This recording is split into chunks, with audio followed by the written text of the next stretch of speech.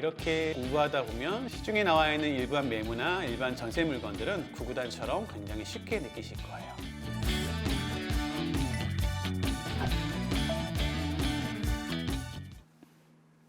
안녕하세요. 부동산 가르쳐주는 티처 부가티킴입니다. 오늘 시간에는 경매는 나쁘다라는 얘기를 갖고 말씀 한번 드려보려고 해요. 경매한다고 하면 주변에서 뭐라고들 하세요? 남의 눈에 피 흘리는 거다. 그렇게 해서 돈 버니까 좋니? 너 그러다 나중에 처벌받는다라든가 이런 식으로요.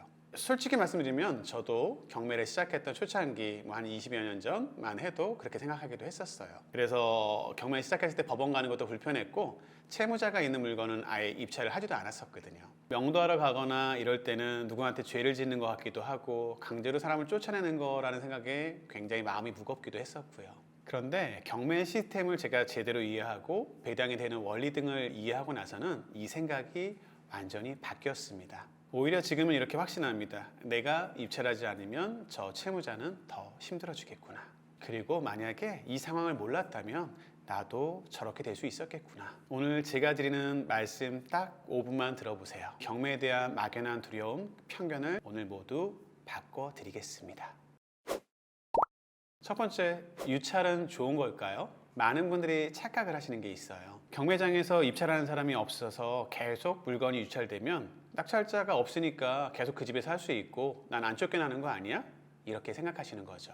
근데 과연 그럴까요? 예를 들어 한번 설명해 볼게요. 10억짜리 아파트가 있었습니다. 주인이 사업하다가 문제가 생겨서 10억의 빚이 생겼어요. 우리 이렇게 빚진 사람 건 잡지 말고 낙찰 받지 말자라고 해서 입찰하지 않았다고 생각해 볼게요.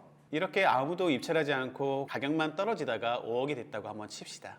이때 누군가가 5억에 낙찰받았어요. 그러면 어떻게 되죠? 집은 뺏기고 5억의 빚은 없어졌지만 아직 5억의 빚은 남아있게 되는 거죠. 결국 은행빚 10억 중에 5억은 갚았지만 아직 5억을 갚지 못해서 집도 잃고 거리에 나앉았는데 여전히 5억의 빚은 있고 신용불량자가 된 겁니다. 반대로 한번 생각해 볼까요? 투자자들이 이 물건의 가치를 보고 입찰을 한다고 생각을 해볼게요. 지금처럼 아파트 가격이 올라가는 것처럼 많은 분들이 입찰을 하고 경매 가격이 올라가서 낙찰이 되었습니다. 그래서 결국 10억짜리를 아까 5억이 아닌 9억 5천에 낙찰받았어요.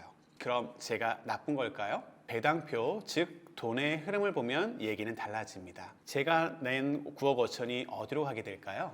보통 법원이 대신 받아다가 빚을 갚는 데 사용하게 됩니다. 채무자에게 우선적으로 배당하게 되고요. 만약에 10억의 빚이 있었는데 10억에 가까운 금액이 낙찰됐다면 결국 10억을 다 빚을 갚게 되는 거죠.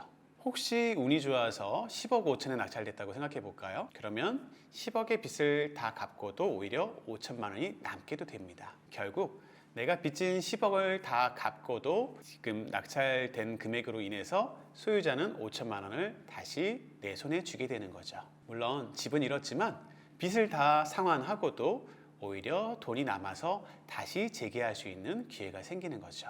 이 사람을 시도 때도 없었던 빚의 지옥에서 은행의 독촉에서 해결해 준 사람은 누구일까요? 법원? 국가? 은행? 아니죠.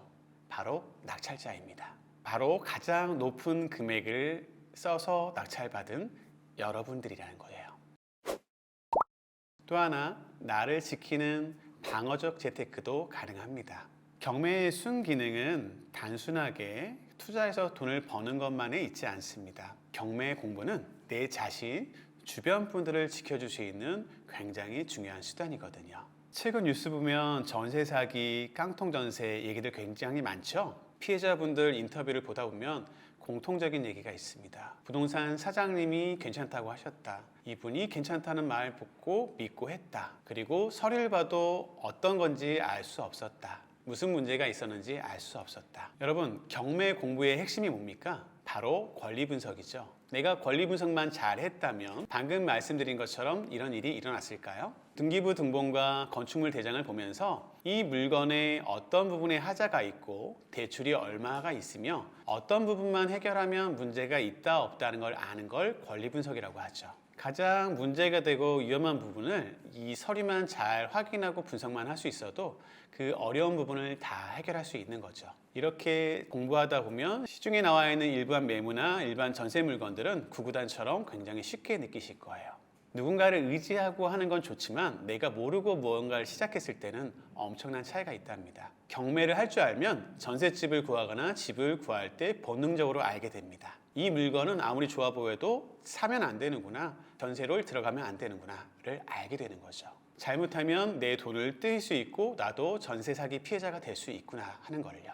남들은 모르고 계약해서 그렇게 힘든 과정과 피눈물을 흘릴 때 나는 그 부분을 다 피해갈 수 있는 겁니다. 즉 경매는 돈을 벌기 위한 투자의 수단이기도 하지만 내 소중한 보증금과 자산을 지키는 그 어떤 사기꾼도 넘볼 수 없게 하는 귀중한 방패이기도 합니다.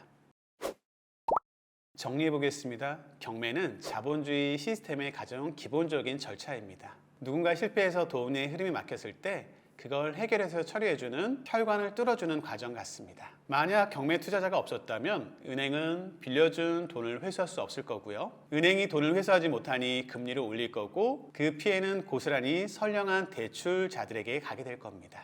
또 서류나 이런 걸 분석할 줄 아는 투자자들이 없다면 위험한 물건들이 계속 시장에 돌아다니며 지금처럼 반복된 변형, 신종 사기, 전세 사기가 일어나게 될 거예요.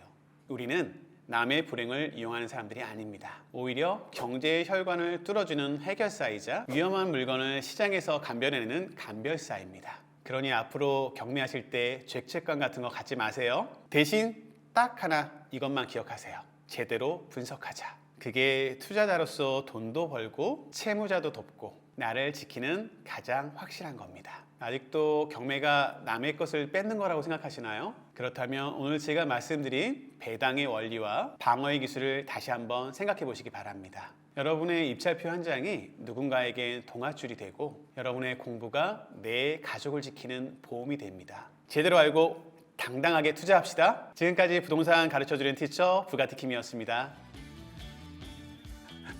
그건 뭐 20여 년 전에 예전에 초창기 호가 경매 때 했던 얘기고요. 지금은 실제 그렇지 않고요. 실제 유모차나 아이를 안고 오시는 주부님들도 계시고 점심시간 이용해서 나오는 직장인, 대학생까지 굉장히 다양한 분들이 경매에 투자하시고 공개된 법원의 깨끗한 시장이라고 생각하시면 될 것 같습니다.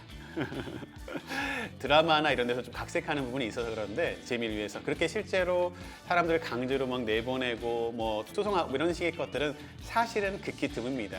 거의 90% 가까이는 서로 간의 말을 통해서 이사비 정도만 좀 주게 되면 보통은 이사하시고요. 서로 간의 합의로 해결되니까 너무 걱정하지 마세요.